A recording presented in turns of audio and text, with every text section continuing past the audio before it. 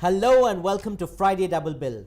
This is Mayank Fahad, I'm Fahad Samar, and may we take this opportunity to wish you all a very, very happy new year. Fahad, you watched another film which I missed out. How was Big Eyes? Well, I'll tell you. Directed and produced by Tim Burton, Big Eyes is based on the true story of Walter Keane, played by Christoph Waltz, who was one of the most successful painters of the 1950s and early 1960s. The artist earned staggering notoriety by revolutionizing the commercialization and accessibility of popular art with his enigmatic paintings of waifs with big eyes. The truth would eventually be discovered though. Keane's art was actually not created by him at all, but by his wife Margaret, played by Amy Adams.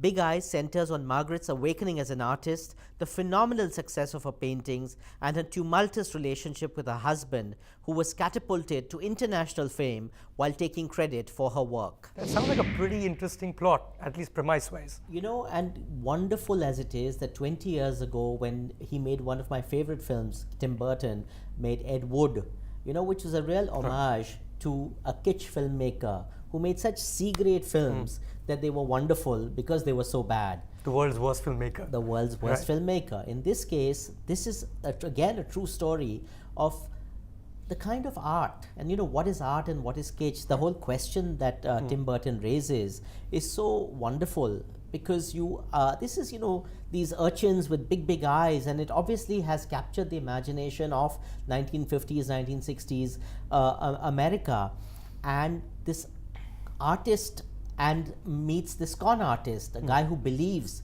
that he is an artist but actually is completely talentless, and he decides to start signing his name for his wife's work, and because they share the name Keane, he passes himself off as the creator of the work. And her descent into wanting to find herself, the sadness that exists within her, and finally she does manage to do it. She's again a fairly tortured soul in her own way, but Amy Adams plays her with such a wonderful, extraordinary luminosity that it's just incredible to watch her light up the screen.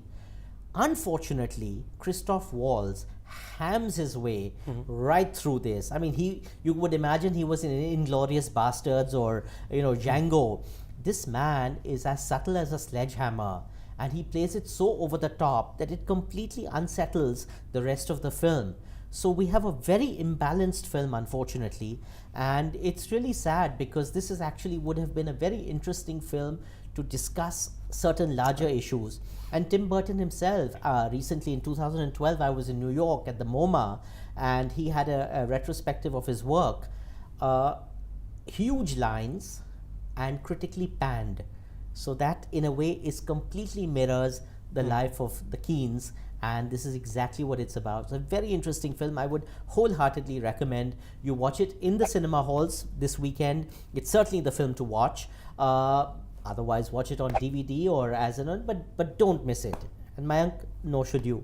Well, Fahad, since we're getting all artsy and talking about arts, of course, I think it's time that we look at an art house film that's coming straight from the capital of art house cinema in India, Kerala. It's a Malayalam movie called Names Unknown.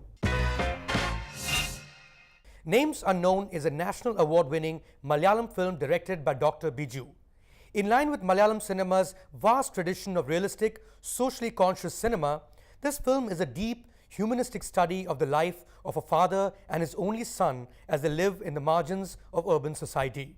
The dad is a garbage collector with the city's municipal corporation.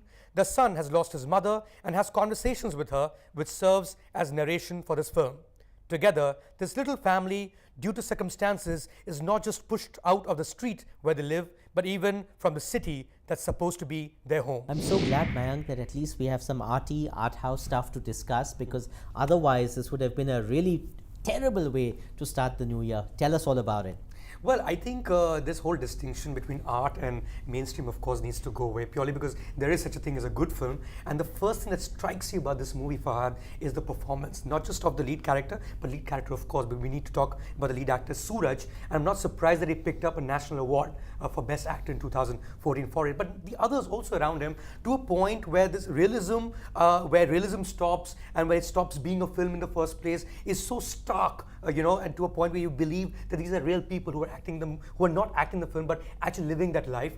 That's one. Second, what it leads to is strong empathy for these characters who you've sort of seen in the margins of your city, but never, or not always engage with them in the level at which this film makes us do. And so suddenly this movie stops being about these people you've seen, but becomes about their story, about them losing their homes, about them having to move out of the city, and about a world that we're not all too familiar with all the time. So yes, coming back to art house and mainstream, I think this is the kind of film that we call leftist from Kerala, but I think it's a very, very strong humanistic film. I think it should be watched, and the fact that it's playing at a theatre near you, at a regular theatre near you, not just in Kerala, I think by itself is a huge thumbs up. It's a single thumbs up from me for sure, and I think if you'd watched it, it would have been 2 thumbs up from our side. That's it guys, that was Friday Double Bill for you. Tell us what you think of the show, subscribe to our channel, have fun at the movies.